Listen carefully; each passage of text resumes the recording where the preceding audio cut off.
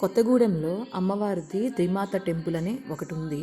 అక్కడ మనం అమ్మవారికి మంగళవారాలు 9 వారాలు మనం అక్కడికి వెళ్ళి నిమ్మదీపాలు పెట్టుకొని మన కోరిక ఏంటో చెప్పుకొని అమ్మవారికి ఆ కోరిక తీరిన తర్వాత ఇలా వడిబియ్యం పోసుకుంటారనమాట అమ్మవారికి. సో మా అమ్మ వాళ్ళు కూడా చేసుకున్నారు. సో 9 వారాల తర్వాత అమ్మ, పిన్ని వాళ్ళు, అమ్మమ్మ, అత్తయ్య అందరూ కలిసి వెళ్ళారనమాట.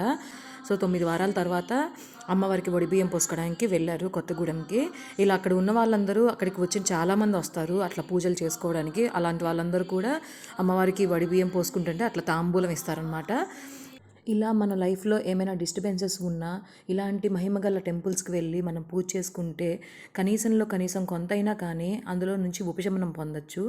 అక్కడికి వచ్చిన చాలామంది అమ్మవారి అనుగ్రహాన్ని పొందారు. మీరు కూడా ఆ అమ్మవారి అనుగ్రహాన్ని పొందాలని కోరుకుంటున్నాను.